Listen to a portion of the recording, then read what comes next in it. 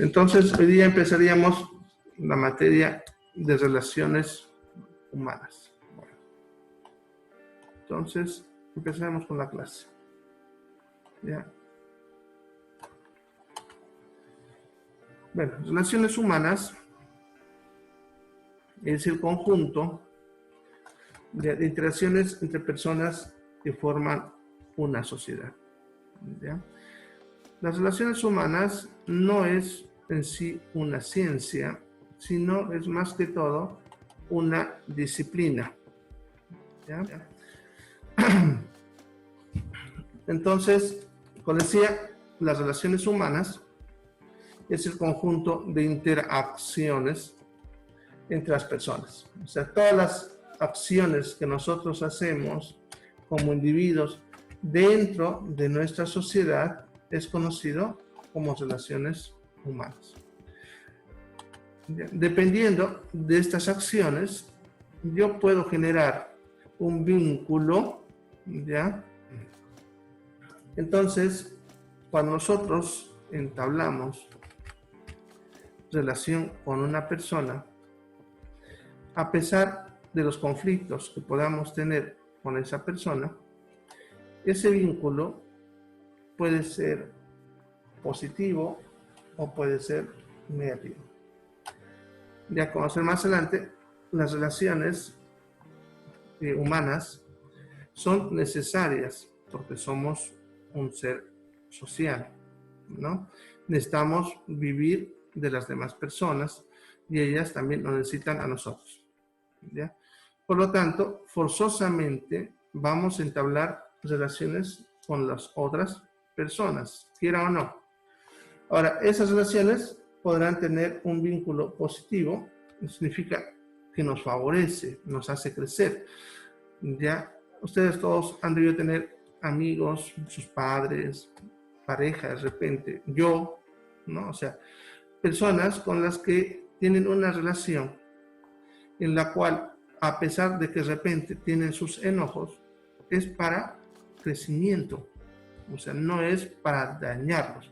Su amigo de repente se enoja con ustedes por algo que te está causando daño a ti mismo, ¿no? Entonces, esa relación es con vínculo positivo. Las relaciones que generan construcción, crecimiento personal, te favorecen ya en tu persona, le llamamos vínculo positivo. En cambio, las relaciones que por más que sean buenas, de ahí viene esa famosa frase que está de moda, lo de tóxico, ¿no? Novia tóxica, amigo tóxico, bueno, todo eso. Y pueden decir, ahora yo puedo decir alumno tóxico también, a partir de hoy. ¿Ve? Entonces, esa persona que en vez de ayudarte a construir, te destruye, ¿ya? Esa persona que a pesar de que parece que está a tu lado favoreciéndote y todo lo demás, pero en realidad te está destruyendo, ese es un vínculo negativo. Y cuando nosotros estamos en salud, aunque usted no lo crea, tenemos pacientes de los dos tipos. Ya tenemos pacientes con vínculos positivos y pacientes con vínculos negativos. Ya van a aprender. Ya hay pacientes que te ayudan, te consiguen más clientes, te favorecen, te hacen hacer las cosas, cumplen con tratamientos, bueno, un montón de cosas, ¿no? Te ayudan a crecer como profesional. Pero hay pacientes que están con ustedes con un vínculo negativo. Ya van a ver que hay pacientes que a pesar de que tienen la opción a veces de irse a otro colega, ¿no? No lo hacen. Ya siguen con ustedes, pero cuando hablan con otro paciente, les dan palo. Los hacen trapo, como decimos. ¿No? Pero están con ustedes. ¿Ya? Eso lo van a ver que pasa bastante. ¿Ya? Entonces tenemos también vínculos. Y ustedes en su vida van a tener personas con vínculos positivos y vínculos negativos. Tienen que aprender a manejar ambos, porque no los pueden descartar tampoco. ¿ya? Si ustedes descartan a todos sus pacientes con vínculo negativo, también van a perder mucho, ¿ya? Lo que hay que hacer es procurar que todos mantengan un vínculo positivo, o por lo menos la mayoría, porque como decimos, no siempre se puede conseguir todo, ¿no? Pero la idea es que cuanto más relaciones con vínculos positivos tengas, más crecimiento tendrás como persona a nivel profesional, tendrás mejores ingresos, mejores posibilidades de trabajo, etcétera, ¿ya? Entonces, por eso es importante ya lo de los vínculos, si es positivo o negativo.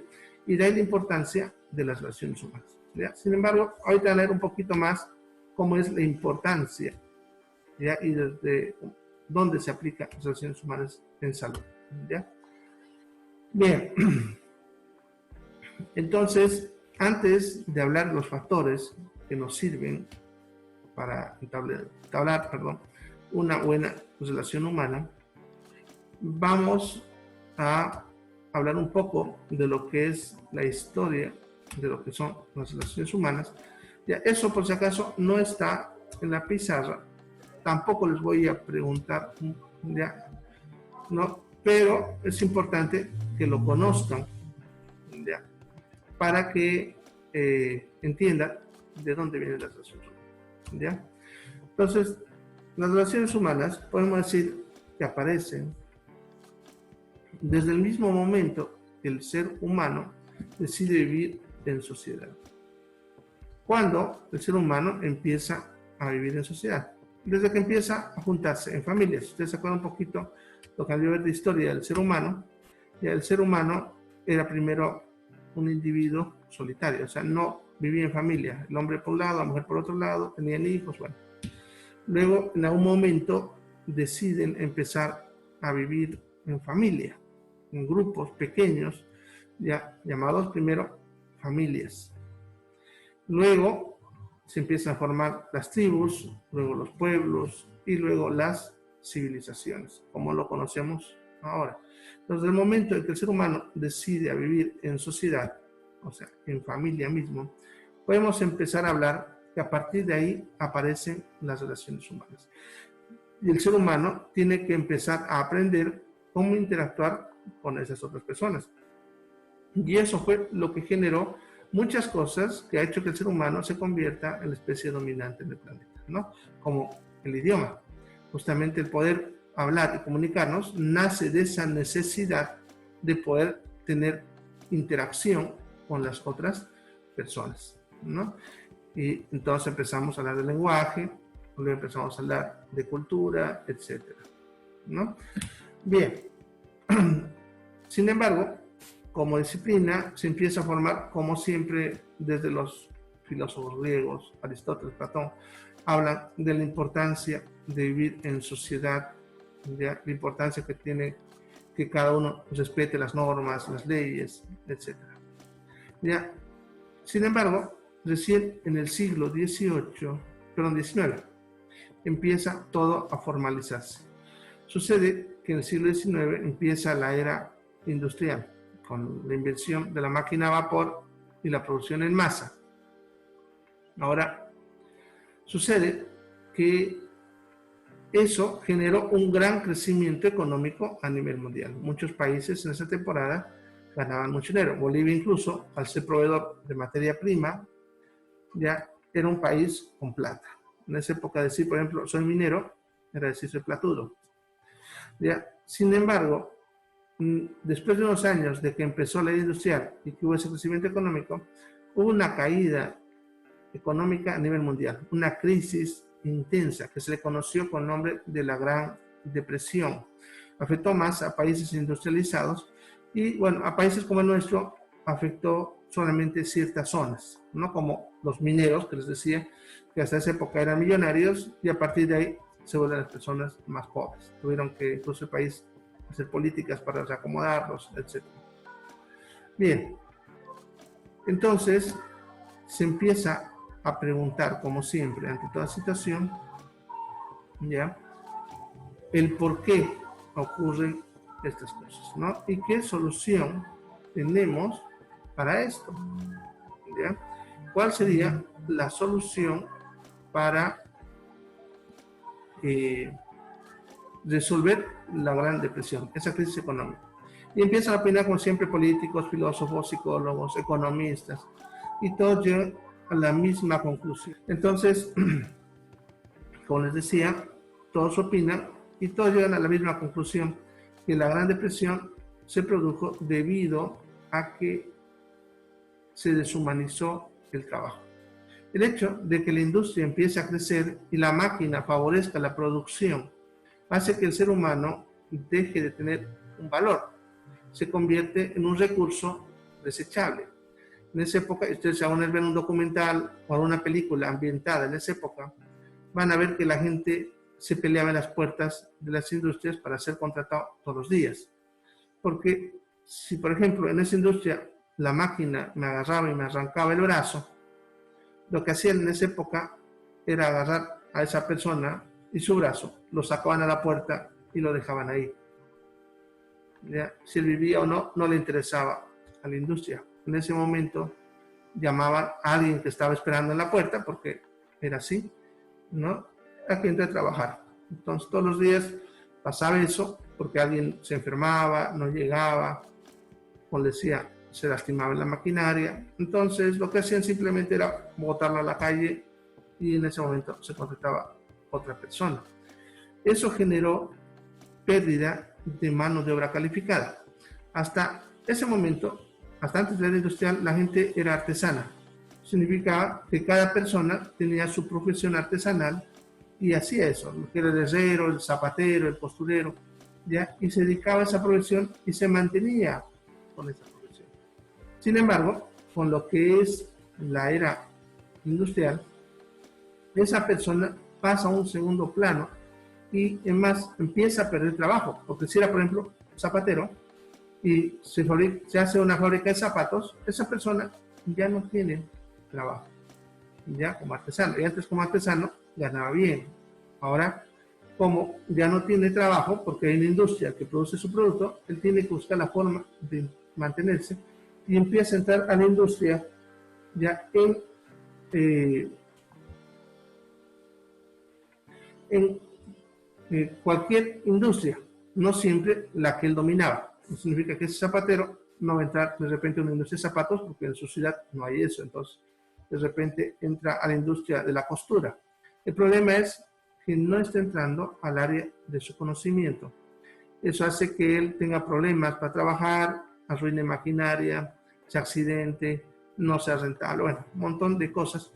Y eso hace que se vaya perdiendo estos oficios, ¿ya? Y genera una crisis. Además, que las personas que sabían de un producto empiezan a perderse. Por ejemplo, los zapateros que sabían hacer un zapato tienen que empezar a entrar a otras industrias. La industria de zapatos ya empieza a perder estas personas hábiles para ese proceso y entonces el producto empieza a salir de mala calidad, ¿ya?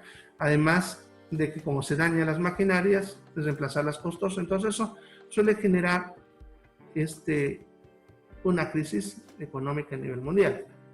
Y al hecho de que se pierda la mano de obra que sabía hacer su trabajo y que la industria empieza a bajar su calidad en su producto. Estamos hablando de una época en la que la calidad era muy valiosa. Actualmente, si usted se le arruina su celular, saben que se han ido a comprar un celular trucho chino, como decimos, ya que sabemos que no nos va a durar mucho, pero nos va a servir para la emergencia, ¿no? En esa época la gente no hacía eso. En esa época la gente, si compraba algo, tenía que durar toda una vida o más. Si no, no servía. Por lo tanto, en esa época la gente, si había un producto que bajaba su calidad, no lo compraba. Y eso generaba crisis, pérdidas intensas a nivel mundial. Entre las ideas para resolver este problema están que se tiene que rehumanizar el trabajo. ¿Ya? Ahora, entre esas políticas para rehumanizar el trabajo aparecen varias líneas, entre ellas algunas más rebeldes que otras, y esas son incluso las que hacen la famosa revolución de Chicago, que se festeja, ustedes saben, el 1 de mayo, ¿ya? Y que hacen cambiar las horas laborales, etcétera, para poder darle de nuevo un valor al ser humano. No es la única política, hay muchas. Entre ellas, por ejemplo, enseñar a los que van a ser los futuros jefes de una empresa a tratar bien a sus empleados. Y desde esa época en las universidades se empieza a dar en carreras como administración, economía, contabilidad, auditoría, se les da materia de relaciones humanas, porque generalmente ellos suelen ser los que terminan de jefes en las carreras. Eso en el área empresarial o industrial. Ya, en salud aparece mucho después. Ya, sin embargo, tiene relación con lo mismo. Justamente estas ideas de poder darle más valor al ser humano son las mismas ideas que hacen que nazca el seguro social. Ya el trabajador ahora se tiene que dar un seguro social para que él esté protegido de esos eventos que les comentaba anteriormente. Ahora, un seguro es algo así como la industrialización de la salud, ya que el seguro ya va a empezar a atender pacientes por montón. Mire, antes de los seguros, cuando una persona se hacía, podemos decir, una herida, un cortecito chiquito, no corría al médico ni al enfermero, nada. Simplemente lo curaba en casa y cicatrizaba, ¿no? Obviamente que una cicatriz fea todo, pero eso hacía la gente antes. Antes le daba un cuadro de tos, no corría al médico, se curaba en casa, ya que tener un profesional de salud era costoso, porque los profesionales de salud tenían que ir a la casa del paciente y era lo que no todos podían costearse, ¿no? Ahora,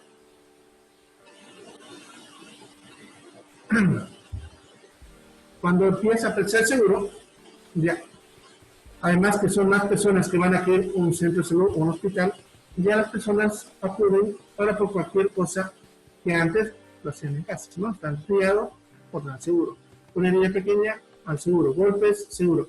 Eso significa que la atención en salud se comienza a saturar. Nos va a costar atender los pacientes. Y eso hasta ahora ocurre en los seguros. ¿Ya? El problema de esto no es el problema del amontonamiento de la cantidad de pacientes, sino el tiempo que se le asigna a cada paciente. Y eso en todos los servicios, no solamente en medicina, en fisioterapia, en farmacia, en todo. ¿Ya? Antes, como no había tanta aglomeración, daba tiempo para poder socializar, para poder hacer esa parte humana. ¿Ya? Sin embargo, como son muchos, ya no da. Por ejemplo, lo que me ocurre a mí, por ejemplo, en consulta. ¿Ya? Nosotros sabemos, en medicina, por ejemplo, una consulta médica de calidad es una consulta que dura como mínimo 30 a 45 minutos. Menos de eso no se puede dar calidad. Sin embargo, si en mi trabajo, que son 6 horas de trabajo, y me colocan 30, 40 pacientes, estoy hablando que a cada uno le voy a dar unos 10 minutos o menos. ¿Ya? Lo cual significa que la atención de calidad desaparece. Ya no hay tiempo para la parte humana. Y eso hizo que los seguros hagan que en salud ocurra lo mismo que en la industria. Hubo una deshumanización de la salud. ¿Ya? Eso entonces que empecemos a ver a nuestros pacientes ya no como seres humanos, sino como objetos. Eso ya se empezó a ver como un fenómeno en la década de los 70 y se empezó a analizar mucho y se han buscado políticas para poder ayudar a cambiar esto. Sin embargo, es algo que tarda mucho en cambiar. Fíjense, por ejemplo, en la parte empresarial estamos hablando de algo que ocurrió en el siglo XIX y hasta ahorita todavía seguimos en ese proceso de cambio. En salud estamos empezando a reconstruir la salud para volverla más humana. ¿Ya? Eso es algo que nos va a costar bastante. Y como parte de las políticas para eso está que también el futuro personal de salud aprenda relaciones humanas. Y por eso que se empiezan estas materias a partir del 2001 en diferentes facultades de salud, ¿no? Por lo menos aquí en Bolivia a partir de 2001. Las relaciones humanas se pueden dividir según cómo se ve el vínculo o según cómo es la jerarquía. Vamos a hablar primero según cómo es el vínculo. Cuando hablamos del vínculo en relaciones humanas, ya puedo tener relaciones primarias o puedo tener relaciones secundarias. La primaria es cuando el vínculo es natural. Eso se refiere a familia, ya hermanos, tíos, abuelos, sobrinos, nietos. Ya eso es un vínculo natural. Por lo tanto, con nuestra familia tenemos una relación primaria. O también puede ser, como dice ahí, voluntaria. Eso se refiere a amigos y pareja, ¿ya? O sea, personas a las cuales yo voluntariamente las meto dentro de mi vida y las convierto en una relación, ¿ya? Ahora, las secundarias es cuando el vínculo nace en base a necesidad. O sea, no siempre va a ser voluntario, ¿ya? Se refiere, por ejemplo, a cuando ustedes van a comprar algo a una tienda. Por ejemplo, si van a comprar un zapato, van a establecer una relación con el vendedor, aunque sea por unos minutos, van a establecer una relación por la necesidad de comprarse un zapato. Si van a ir a la enfermera, también lo mismo, van a entablar una relación con esa enfermera debido a que necesita que les coloque un inyectable o de repente varios en el transcurso de una semana. Pero entablamos nosotros una relación con esa persona, ya, pero este es de tipo secundario. Esto es importante comprenderlo para que después ustedes no actúen mal sobre sus pacientes. ¿Ya? Eso les voy explicando, ¿ya? Pero, ya, como decía, si ustedes tienen un paciente, que no se olviden que esa relación con su paciente es una relación secundaria. ¿Ya? Si esa relación en algún momento se vuelve primaria, o sea, de secundaria a primaria, ya, entonces ese momento no puede ser su paciente. ¿Ya? O sea, ustedes no pueden atender a alguien con el que tengan una relación primaria. ¿Ya? ¿Por qué no pueden trabajar con personas con las que tienen una relación primaria? ¿Ya? En primer lugar, porque eso puede hacer que ustedes se equivoquen. El profesional de salud no es como el abogado o el contador, ¿no? Que de repente le puede hacer al amigo un favor, anotarle el número. No. Ustedes están trabajando con la vida, con el dolor. ¿Ya? Si lo que van a atender es un familiar, no van a poder atenderlo con la misma lucidez con la que lo hace con otra persona, porque ustedes tienen sentimientos y ese sufrimiento lo van a sentir. ¿Ya? Solamente imagínense, suturar a su propio hijo va a ser muy difícil. Puede que lo hagan, ¿no? Pero no es lo mismo ver llorar a otro niño que ver llorar a su propio hijo. No van a poder hacerlo. Les va a temblar la mano y todo lo demás. Bueno, puede que lo hagan, pero el problema, cuando yo estoy así trabajando con mis pacientes, es que la probabilidad de que yo me equivoque se eleva altísimo. O sea, hay más probabilidad de que yo me equivoque trabajando con pacientes con los que tengo relaciones primarias. Porque como ustedes tienen sentimientos, pueden sentir algo y eso puede hacer que su razonamiento se nuble, se confunda y pueda que actúen de una manera errada, que no lo harían si no haya sido una relación primaria. ¿Ya? Ese es el primer motivo. El segundo motivo, ¿ya? El segundo motivo es el hecho de que cuando ustedes sienten algo hacia alguien y a esa persona le pasa algo, ya como por ejemplo que fallezca, ya ustedes van a sufrir mentalmente y la mente a nivel psicológico se defiende. Cuando ustedes algo les duele, tienen una pérdida, una muerte, una terminación dolorosa, lo que sea, su mente se va a defender. Y si eso ocurre con nuestros pacientes, va a generar que yo empiece a fabricar anticuerpos psicológicos contra mis pacientes. Eso significa que si ustedes se encariñaron con un paciente, cuando a ese paciente le pase algo, ese dolor que ustedes sientan va a hacer que su mente se empiece a generar una pared, ¿ya?, que no va a dejar interactuar de una manera humana con los otros pacientes del futuro. ¿Ya? Si ustedes a veces han ido a ver hacerse atender una caja, algo, han ido a ver, a veces por ejemplo con las enfermeras, les toca una enfermera aburrida, ¿no? Y ustedes entonces se molestan porque les tocó esa enfermera. Pero les aseguro que esa enfermera, cuando estaba empezando a ser enfermera, era muy cariñosa. El problema es que como se encariñó tanto con sus pacientes, llega el punto en que su mente le bloquea la parte humana con los demás y se empieza a comportar de una forma fría.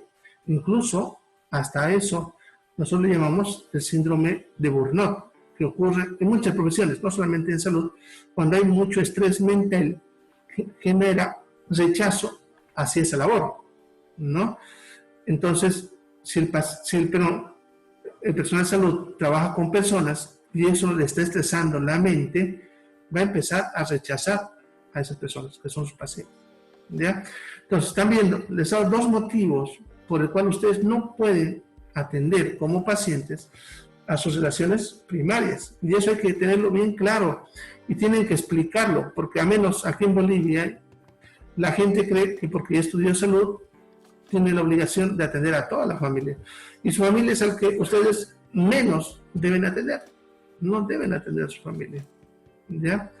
A menos que sea algo sencillito, como tal vez un inyectar intramuscular, que no hay tal vez mucha complicación con eso. Pero se debe evitar la atención a lo que son relaciones primarias, porque eso lo pone en riesgo al mismo paciente de que se equivoquen ustedes y su mente de ustedes también se está trastornando. Así que eso tienen que tenerlo en cuenta. Las relaciones primarias no deben ser sus pacientes. Y si, por ejemplo, con ese rato ese paciente se le está volviendo a su amigo, tienen que aclararle que si van a ser amigos, van a pasar a una relación primaria y ya no puede ser su paciente. ¿Ya? Listo. Bueno, también se pueden, si ustedes quieren, enamorar de un paciente y en ese momento pues también deja de ser su paciente, ¿ya? Y eso tiene que aclararse con esa persona. Bien, eso sería en cuanto a lo que son según el vínculo, y están viendo cuán importante es conocerlo. El segundo tiene que ver con la jerarquía. La jerarquía se refiere a los niveles de poder que tiene una persona sobre otra o a los poderes de decisión, de toma de decisiones. Cuando tienen el mismo poder de decisión, ¿ya?, o el mismo poder sobre una persona, estamos hablando sobre relaciones horizontales, ¿ya?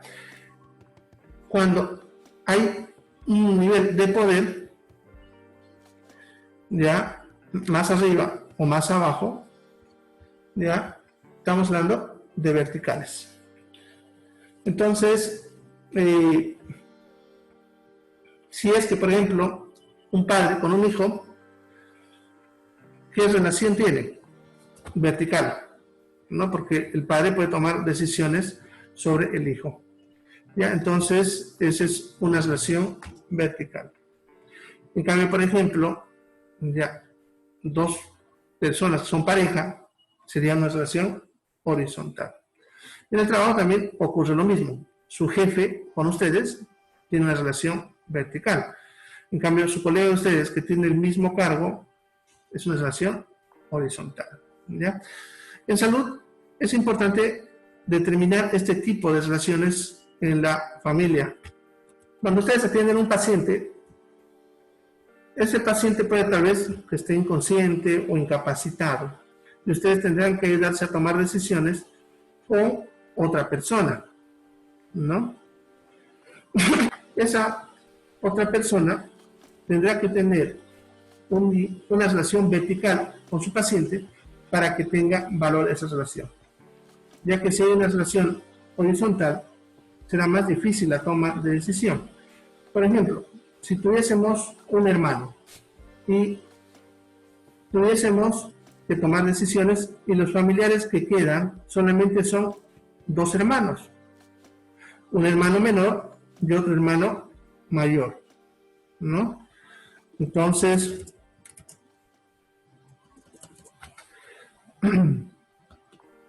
ya, ¿con cuál hablaríamos para poder tomar una decisión? En teoría, los 2 hermanos tienen una relación horizontal con el otro hermano. Sin embargo, por costumbre, en Latinoamérica, Bolivia, ustedes saben que el hermano mayor suele tener más poder sobre los menores. Entonces, la persona, para podernos dirigir a un grupo de familia de repente, sería a esta persona. ¿Listo? Decía rato un ejemplo. Esos 2 hermanos, uno menor y otro mayor, en teoría tienen relación horizontal, porque son la misma línea, hermano. Pero en tradición, aquí en Bolivia, ustedes saben que le damos más poder al hermano mayor. Si yo tengo que tomar una decisión y tengo un montón de familia allá afuera, y los 2 más cercanos son esos 2 hermanos, ¿con cuál tengo que hablar? Porque, por si acaso, cuando uno habla para tomar decisiones sobre un paciente, con la familia, se debe hablar con uno solo, no con todos. Y ese uno se da a cargo de transmitir a todos. ¿Ya? Bien, entonces por eso es importante saber la jerarquía. ¿Ya? Para ver con quién vamos a tomar relaciones. ¿Ya? Con quién vamos a entablar la toma de decisiones. ¿Ya? Vamos a ver ahora los factores que interactúan en las relaciones humanas. Bien, vamos a ver los factores importantes ya en las relaciones humanas. Bien, dentro de los factores que están en las relaciones humanas, vamos a analizar los que son necesarios para que el vínculo ya se vuelva bien. Entonces, si ustedes cumplen con estos factores, van a procurar así mantener un vínculo positivo. Si ustedes le fallan a estos factores, van a tener un vínculo negativo, porque les he dicho que las relaciones se van a formar, y hay relaciones que nunca se rompen. Ya hay relaciones, como decía rato, con sus pacientes incluso, que a pesar que ellos están con ustedes con un vínculo negativo, siguen con ustedes. ¿Ya? Entonces, hay que tratar de procurar que eso se vuelva. ¿Ya? Bien. Entonces, vamos a ver sobre ellos. Empezaremos con el respeto. ¿Ya? El respeto, como ven, dice, es la consideración. ¿Ya? Y es lo primero que hay que analizar cuando hablamos de respeto. ¿Ya? Respeto, entonces, es considerar. ¿Ya? Para entender eso hay que saber qué significa considerar. Considerar significa recibir la información, analizarla y dar una respuesta. ¿Ya? Considerar significa que vos estés abierto a recibir esa información, no cerrado. Pero no solamente recibirla, en otras palabras, no solamente escucharla con la mente cerrada, sino analizarlo mentalmente. Eso significa que te den la información, vos tienes la obligación de analizarlo en tu mente y decir si eso está bien, está mal, estás de acuerdo o no estás de acuerdo. ¿Ya? Entonces, ¿qué cosas debemos considerar cuando hablamos de respeto? Primero, creencias, sentimientos y luego puntos de vista. Cuando ustedes empiezan a interactuar con otras personas, cuando empiezan a establecer una relación con esa persona, va a haber intercambio de estas 3 cosas. Cuando ustedes conocen a alguien, ustedes han de ver, si es amigo o lo que sea, cuando empiezan a hablar, han de ver que se empiezan a pasar información, ¿no? Como qué cosas le gusta, ya, su forma de pensar. Si ya no lo hacen de forma directa, pero lo hacemos de una forma muy sutil. Ustedes saben muy bien cuando empiezan a charlar con alguien, ya sea con algún motivo de amistad, de pareja, lo que sea, ustedes saben que no directamente nos estamos preguntando qué te gusta, qué música, dónde vas, todo. No estamos, pero vamos recibiendo esa información y la vamos dando de forma muy sutil, ¿ya? Y en nuestra mente vamos analizando esa información. Ahora, a veces la información también nos suele llegar de golpe, ¿no? Y también tenemos la obligación de analizarla, ¿ya? Todos ustedes en algún momento de su vida ya se han encontrado en las circunstancias en las cuales han tratado de repente de convertirlos a otra religión, ¿no? Todos han debido estar ante esa circunstancia. Entonces, ¿cómo se actúa? En base a lo que estamos hablando de respeto. Ya, fíjense, tienen ustedes la obligación de recibir la información. O sea, cuando alguien te dice, voy a hablar de tal cosa, mi religión, mi creencia, perfecto, hablar, lo escuchan. Una vez que han terminado, ustedes analizan la información y pueden estar de acuerdo o pueden no estar de acuerdo. Si están de acuerdo, le dicen, perfecto, estoy de acuerdo con eso, podemos continuar después o ahora, no sé, eso ya depende de ustedes. Y si no, le dicen simplemente no estoy de acuerdo con esa forma de creer, ¿no? Y a partir de ahí no deberían molestarlos más, ¿no? Porque si no estarían faltando el respeto.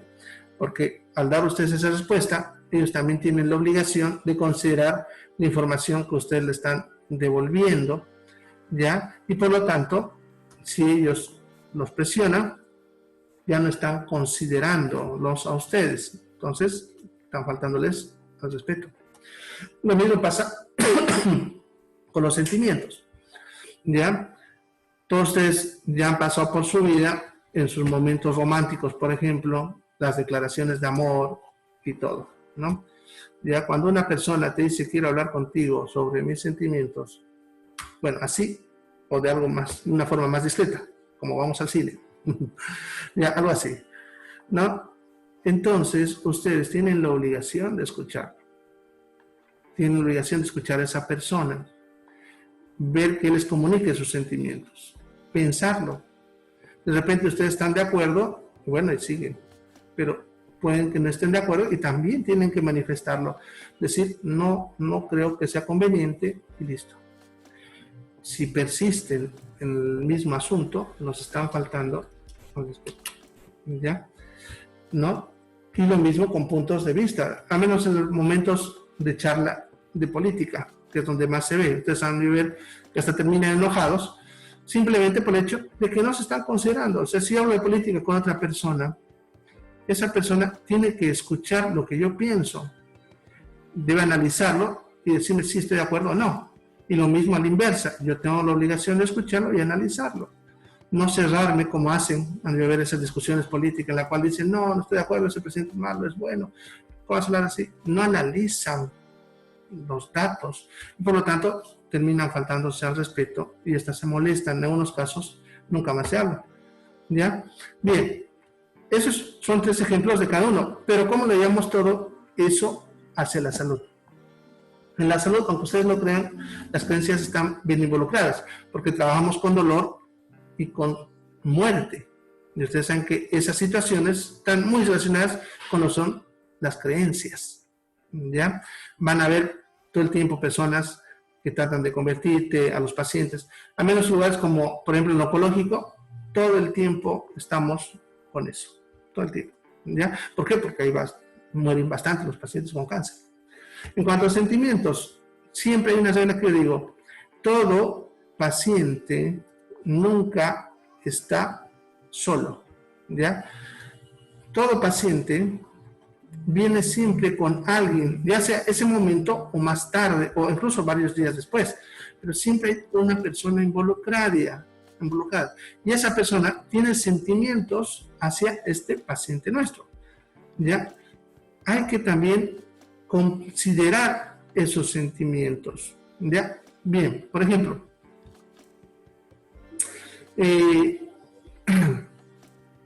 a mí me ha pasado alguna vez, ¿ya?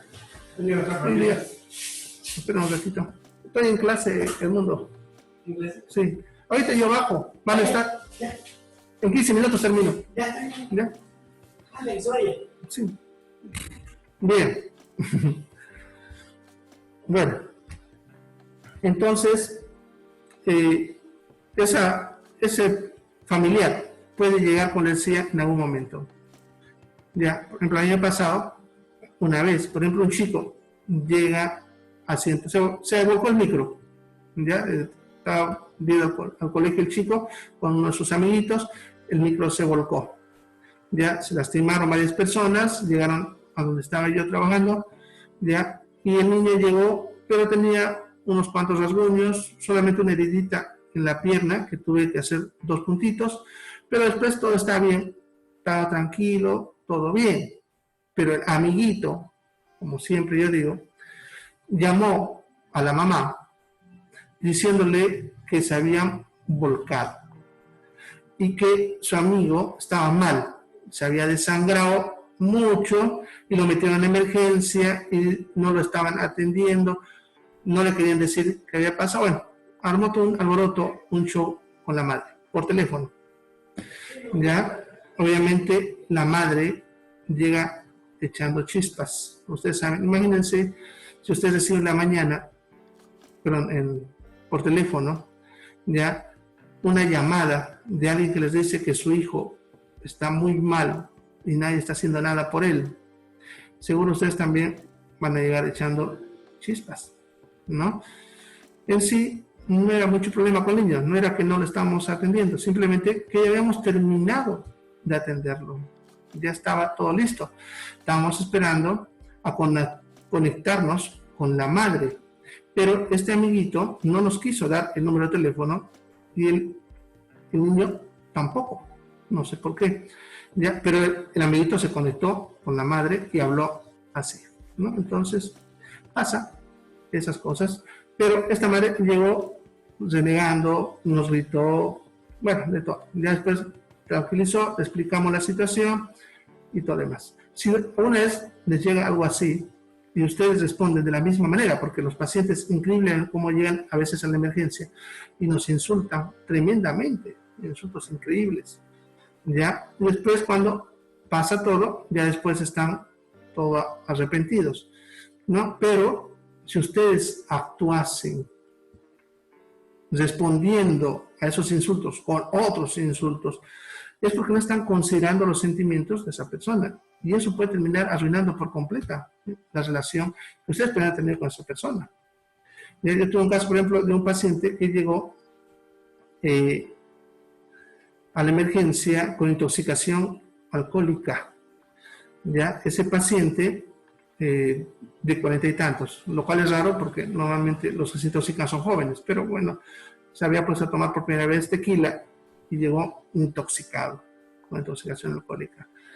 Luego, más tarde, llegó su hermano también gritando porque no atendíamos a su hermano que se estaba infartando y porque no le habían pasado a terapia intensiva, porque no habíamos llamado al cardiólogo, pero lo único que tenía el paciente era intoxicación alcohólica. Ya después de que nos gritó, lo invité a que pase a ver a su hermano, le dije que lo huela, se va a dar cuenta simplemente con eso que es lo que le ha pasado, ¿ya? Y luego, después de eso ya vino a hablar conmigo, se disculpó, bueno, y ese sigue siendo ahora mi paciente, yo me lo he ganado, simplemente por el hecho, pero si yo haya actuado respondiéndole con los mismos insultos como hacen algunos, entonces les aseguro que ese paciente no era mi paciente nunca más, ¿no?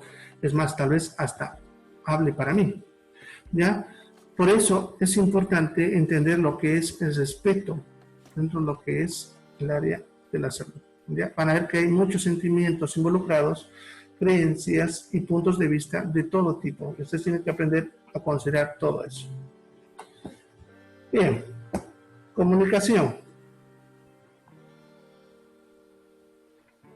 Bien, la comunicación, entonces, es la transmisión de datos, ya, como ven, ideas, opiniones.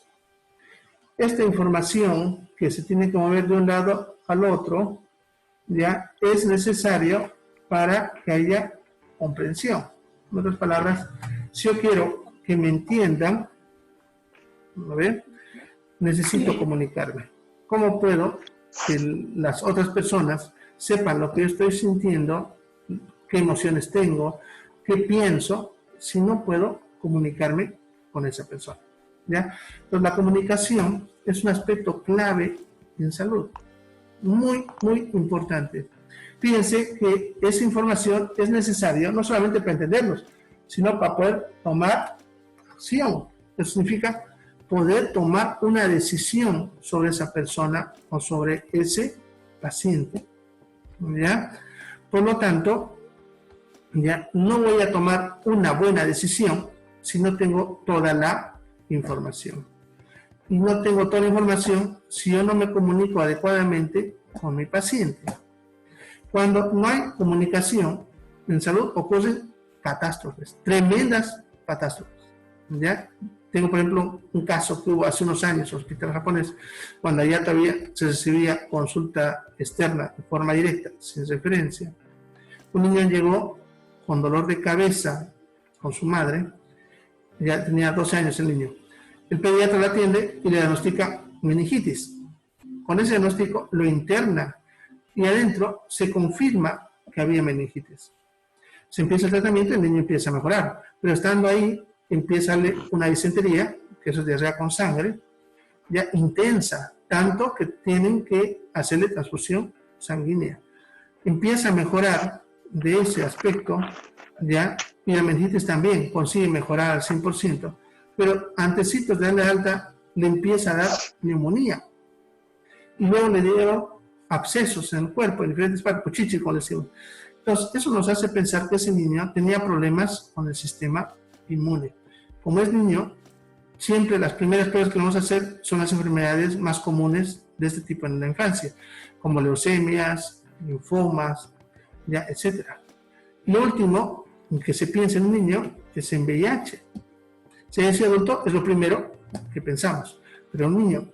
Entonces, cuando ya descartamos todo, investigamos sobre VIH y da positivo. Este niño, después de un tiempo, fallece, ya que se encontraba en la fase crónica del SIDA, ¿no? En la etapa final. Por eso tenía tantas infecciones. ¿Ya? Ahora, el problema está en que esa madre ya empieza una demanda contra negligencia para el hospital, porque según ella se le había contagiado de SIDA dentro del hospital con la transfusión sanguínea. El hospital simplemente no quiso responderle, ¿ya? O sea, dijo, no vamos a responder a eso, ¿ya? Y se empezó el proceso judicial que tardó casi 5 años y se demostró que el hospital era inocente, obviamente, ¿ya? Lo que pasó con ese niño fue violado un tiempo atrás, unos años atrás, por el padrastro. Solamente que la madre no sabía de eso porque se había separado del padrastro hace un tiempo y el padrastro ya había fallecido en otro lado, ¿ya? Pero miren, se gastó tiempo, dinero, hasta lo que decimos imagen, porque su imagen se destruye si te ven entrando a un palacio judicial, ¿ya? Entonces, todo eso se pierde simplemente por no haberle dado a esa señora, a esa madre, 10 minutos de una buena explicación de por qué no se contagió dentro del hospital, ¿ya? En el SIDA hay un periodo que se llama periodo de ventana, que dura de 6 a 12 meses, que es el periodo entre el contagio y la primera prueba positiva. Como ese niño está dando positivo, él ya se había contagiado por lo menos 6 meses atrás, o sea, antes de internarse, como mínimo. Ahora, la evolución de la enfermedad tiene una fase aguda que no tiene síntomas, una fase latente, que es donde no hay sintomatología, y la fase crónica, que es cuando hay las enfermedades infecciosas. En la fase latente dura de 2 a 10 años, y la fase crónica ya es la fase terminal. Eso significa que ese niño tenía como mínimo enfermo 2 años, como mínimo, ¿ya? Y si eso se explicaba a la madre, la propia madre tal vez haya averiguado con el niño estando vivo si fue sujeto a una violación, pero el hospital se cerró a dar la información, siendo que es una institución grande que tiene visitadores sociales, psicólogos, o sea, muchas personas pudieron haber entablado una relación, pero hubo mucho gasto por algo que se resolvía en 10 minutos, con buena comunicación. Ese ejemplo que les doy es un ejemplo para que entiendan cuán grande se puede ser un problema cuando no hay una buena comunicación. ¿Ya? Bien, actualmente ya no es lo que decíamos antes, que no hay que decirle al paciente, eso. No, ahora cuanto más información recibe el paciente, mucho mejor y mejor posibilidad de tomar decisiones de parte de él y nuestra. Actualmente sabemos que cuanto más información le des al paciente, es mucho mejor. Ya van a ir aprendiendo conforme vamos avanzando. Bien, el otro aspecto es algo que todos ya conocen porque no es muy difícil explicar, lo que es cooperación. ¿Ya? Que es cuando todos, como están viendo, trabajamos por el mismo fin y por lo tanto obtenemos mejores resultados. Si nosotros trabajamos de forma cooperativa con nuestros colegas de trabajo, seguro vamos a tener mejores resultados. En este caso nos referimos a nuestro paciente. No se olviden que nuestro paciente ya es nuestro trabajo. Por lo tanto, si yo trabajo cooperativamente con mis colegas, mis resultados serán mejores. En otras palabras, nuestro paciente será beneficiado porque él tendrá mejores resultados, menos probabilidad de que nos equivoquemos y mejor probabilidad de que todo resulte mejor. Entonces es importante trabajar de forma cooperativa con los demás colegas. Bien, ¿alguna pregunta hasta acá? ¿Preguntas?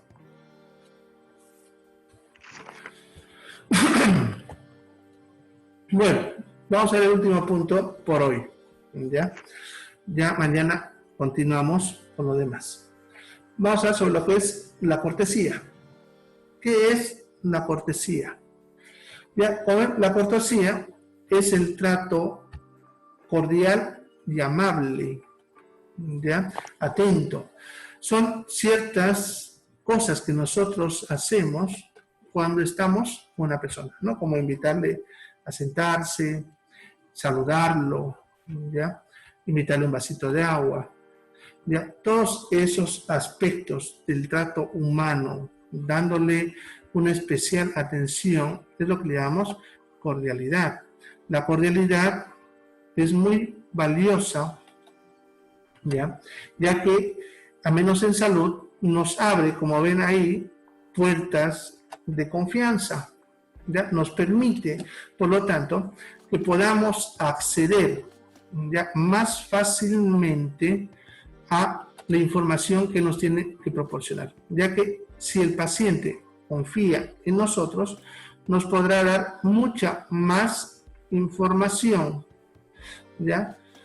Nos va a poder, por lo tanto, dar mejor información y nosotros, por lo tanto, vamos a poder, ¿ya?, tener una mejor decisión con ese paciente.